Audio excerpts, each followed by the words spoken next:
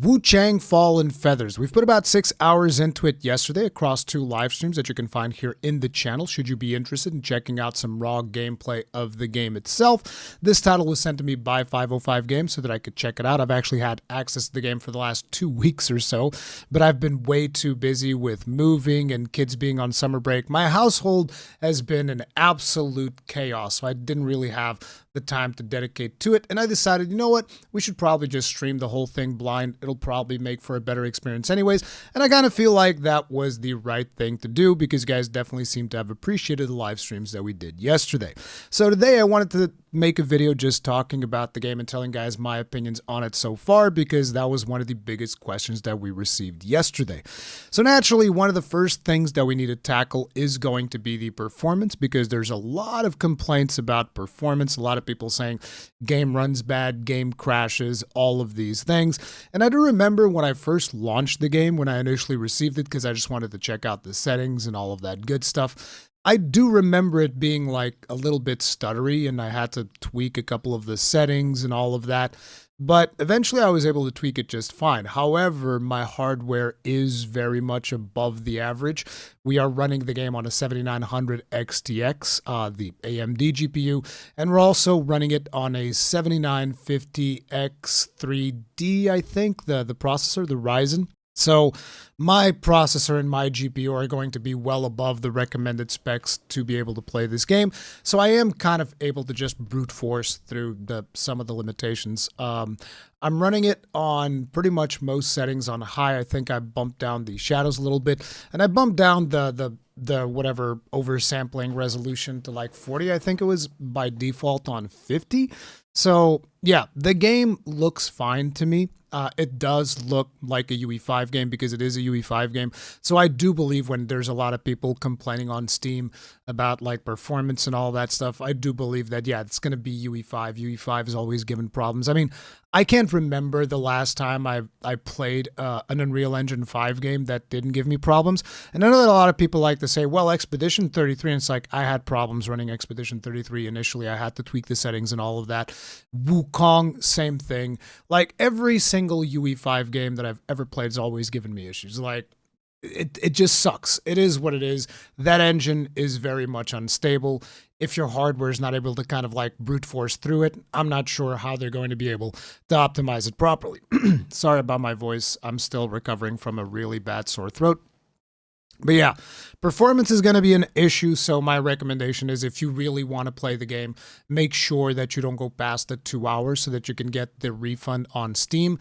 I don't know what it's looking like on consoles. I haven't really looked into that just yet because, like I said, I've just been playing the game for myself and trying to enjoy it as best as I can. Now, in terms of visual, it does look like a UE5 game. That means that the visuals look good, but it does have that distinct, hyper-realistic UE5 art style feel that a lot of UE5 games end up having, which some people might like it, some people might not like it, but I still think that the game looks good.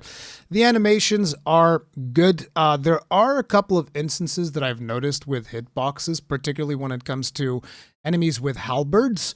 A lot of times I've been hit by a halberd and I was like, I don't know about that one. Yeah, I don't know about that one, but usually you just kind of like go through that and everything is fine. One of the things that I would definitely call out, considering that we're still like in the visuals and, you know, art style and all of that stuff, is the not just the aesthetic, but even just the level design. I kind of found that the levels are very, very intricate. It reminds me a lot of like the original Dark Souls because everything's kind of like interwoven and it's very mazy and you're trying to like make your way through the level and then you're like, oh, there's a shortcut thing over here and another shortcut thing over there, and you start figuring out all of these different shortcuts. And again, this is just in the initial 6 hours of the game, so like things can change drastically later on, so do keep that in mind.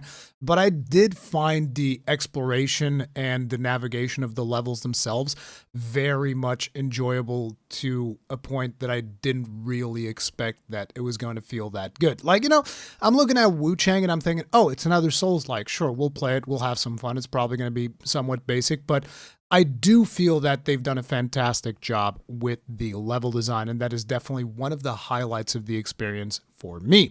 But if you guys have been playing, do let me know in the comment section down below how you're feeling about it and all of that good stuff. If you're able to make it past the hardest boss, which is the performance, of course.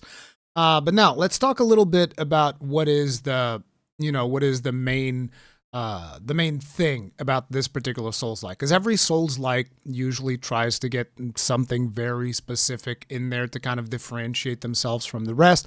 So if you think, for instance, I mean, Sekiro's not really a Souls-like, it's action adventure, but it is Souls from Software and all that. Sekiro was the parry, right? You look at something like Lies of P, it's also going to be very much parry focused. You can dodge, but in Lies of P, you want to focus on the parry mechanics. You look at Neo, not Neo. You look at like First Berserker Kazan, and you're looking at, obviously it's more of Neo inspired with all of its mechanics and all that stuff. But you're looking at parries coupled together with the, I forget what the name it is, but like the special attack system that you have on there, and couple that together with also brink dodging. So it's about the parry, the dodging, and using those spirit points. That's what it's called. Using those to dish out as much damage as possible, working out your build, set bonuses, all of that stuff, right? And so what is the thing about Wuchang Fallen Feathers? Wuchang has this system which is called Skyborn Might. And the way that you get Skyborn Might is by doing perfect dodging. So the game does have a dodge system. You can do perfect dodge. I believe it also has parrying, but I haven't really used the longsword, which is like, a bigger type of sword that you can use in the game. It's the first weapon that you get in the game. And I believe that that's probably going to be done through discipline. I haven't really explored all of the weapons and all of that stuff. We're just 6 hours in. But yeah, you can parry if you use the longsword. You can block if you use the axe. But then each weapon is going to have its own mechanics that you have to kind of like figure out, which I think is really cool. In terms of weapons, I don't know all of them by head, but you have the longsword, you have the one-handed sword, which is the one that I like. We'll talk more about that. You have the spear, you have the axe, and you have dual blades. And I don't know if there's more than that. I might be missing like 1 or 2 weapon types, but you have all of those weapon types, and they are going to be like unique weapons that have their own skills. But then you also have this discipline system, which is you have like this big skill tree that you get to explore and just like put points into. And as you are putting points into this skill tree, you unlock these things called disciplines that you can kind of like change a skill on each of the weapons, which allows you to kind of like customize things to a certain degree, which I found really satisfying, because like customizing your character and trying to figure out all the types of things that you're going to be doing is really cool. Now, this Skyborn Might system, the way that it works is you start off, you only have 1 feather. Then if you put points into this skill tree, you can unlock more feathers. And these feathers, every time you perform a perfect dodge, you're going to get the feather resource. So once you get like the 3 feathers, it's like you perform 3 perfect dodges, you have 3 feathers, and that allows you to do certain things. So each weapon has like a special attack and a discipline attack, like I've mentioned. Those use that resource of the feathers. But spell casting also uses that resource, which is something that I really enjoyed, because usually one of the reasons I don't like tangling too much with spell casting in Souls-likes is because of its limited nature. Because like, okay, you have about 10 uses of this spell, and I'm always wondering, okay, particularly when you're playing the game for the first time, it's like, should I use this spell on this enemy? Is there going to be a tougher enemy up ahead that I should save these spells for? And in Wuchang, you can basically focus on, no, I'm going to use the spells, and then I'm going to perfect dodge, get the resource back, and I'm going to keep using the spells, which I found to be very satisfying. Now, each weapon also has its own passive things, which kind of makes it lean more towards, oh, this is an agile type weapon, this is a strength type weapon, and all of that stuff. And you can have 2 weapons equipped at any given time and swap between them to have access to different movesets. Now, the thing for me was, and I don't know if you guys know, but when it comes to, Chinese combat and all of that stuff, particularly if you're using Chinese traditional weapons, my 2 favorite things have always been the spear and the one-handed sword, which is interesting because usually I don't care much for Western swords and even katanas and stuff like that. I don't care that much, but the shape and style of the Chinese one-handed sword, I like it. I like it a lot. Maybe it's because I watched a lot of those kung fu movies when I was growing up, and that type of stuff was really cool, and the spears as well. I love those. So those are kind of like my 2 favorite weapons. So initially I started by using the axe, and the axe feels so satisfying. The sounds of the axe cleaving into flesh just feels so cool, right? But then I found the spear and I was like, oh man, I want to do spear. Now, spear was way trickier to use than the axe because it required more timing. It required you to be more attention, pay more attention to what the enemy was doing. Whereas with the axe, I felt like, oh, I'm just going to go up to this enemy and just like slam, slam, slam, just friggin' brutalize him, right? That's kind of like how it felt playing the axe, unless you're fighting a boss. Then you have to do proper dodges, do all of that stuff, right? But then if you go in there with the spear, you want to pay much closer attention to like the distancing between you and the enemy because not every hit is going to stagger the enemy. So you have to know which hits are going to stagger, which hits are going to land, you know, study the distance a little bit, which I found to be an interesting, different little playstyle. Spear also comes with its own mechanics that I didn't really explore that much because shortly after I found the spear, I found the one-handed Chinese sword. And like I said, I'm a sucker for those. So I started exploring, okay, how does the sword work? And people would tell me, oh, actually, the Chinese sword is for magic. And I was like, oh, I usually don't play magic, but I guess with the Skyborn Might system, magic could be fun in this game. So I started exploring the sword, and the sword is feels somewhat weak when it comes to melee. Could be skill issue. You know, it is what it is. I'm still just starting out. But it feels kind of weak because some of its opening moves, you know, they don't stagger and they leave you very open to being attacked. But that's the point, because the sword generates these Skyborn Might points passively. And not only just passively, but also with the attacks and also when you're casting. So long as you're wielding a sword, there are chances of you generating more of these Skyborn Might points, which lets you cast a lot of spells. And I was like, oh, this is really fun. So I started playing with magic, and that's kind of like how things started going from there. Now, I have gotten used to the one-handed sword moveset since then, so doing the attacks after dodging, those seem to be like the most viable ones because one of those attacks does stagger, so you can just like keep following through and pummeling enemies. Another mechanic that this game has in combat is if you do charged heavies behind enemies, they will generally give you an opening for what they call is it an overkill attack? I forget what they named it. They named it something starting with an O, obliteration attack, obliterate attack, something like that. But yeah, it's basically a critical hit, right? So you put the monsters in a down state, allows you to do a critical hit. Plunging attacks also usually put monsters in down states and allow you to perform critical hits. And some of your spells are also going to be melee attacks. Like I have one of these spells that I got from a boss that is just like a big cleaving halberd that just slams people with fire damage and all that stuff. Then there's the other thing. Whenever you deal fire damage, there's a chance of you triggering burn on the boss, which does damage over time. And I know that there's also damage for freezing and other things, and I haven't really procced all of those status ailments. But yeah, you can put status ailments on enemies as well using magic, and you can also buff your weapon with like fire and all of these different things to produce status ailments against enemies. These are all things that I'm still exploring and still learning about. But suffice it to say, the game is very there's quite a bit of depth to the way that you build your character, which is cool, even if the combat still remains fairly simplistic, because what can you really do in combat? Well, you can do a special attack from your weapon using the Skyborn Might system, which you get by doing perfect dodges, or by using certain weapon mechanics, like for instance the axe has something where if you put this point in the tree, then your fourth combo hit will also give you a Skyborn Might point. So there are different ways of gaining Skyborn Might points beyond just like perfect dodges, but usually perfect dodges is going to be the way to do it. But, you know, what are you doing in combat? You're going in there, you have your basic attack, you have your strong attack, and then you have your weapon special abilities, you have some magic, and then you have your perfect dodging, right? And then certain weapons also have other unique abilities, like, for instance, the dual blades have a clash system.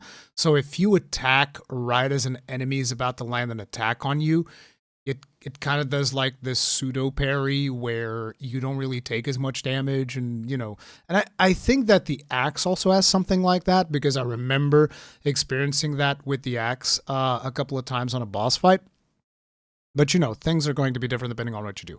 So suffice it to say, there's quite a bit of depth to building the character, and that has been one of the more satisfying things. But not only that, one of the things that this game does really well is like when you start leveling up, you basically put points into the skill tree, and from there you get both active abilities, which are the disciplines, as well as passive things that you need. But the thing is, you're never really committing. At any point in time, you can go to this game's equivalent of a bonfire and you can just reset the whole tree. You can reset everything. And that is so cool because you're never really scared of, you're never really going to be scared of experimenting. And not only that, but your weapon upgrade system, at least from what I could tell, I could be wrong. Do correct me in the comment section if I'm wrong here, but from what I can tell, your weapon upgrade system is also done in the tree. So what happens is, you know, when you would pick up something like a Titanite shard or something like that in a Souls game, in this game it's like these red feathers. And so you pick up these red feathers and then you go to your tree and be like, okay, I want to increase the damage in one-handed swords. And all of your one-handed swords gain +1.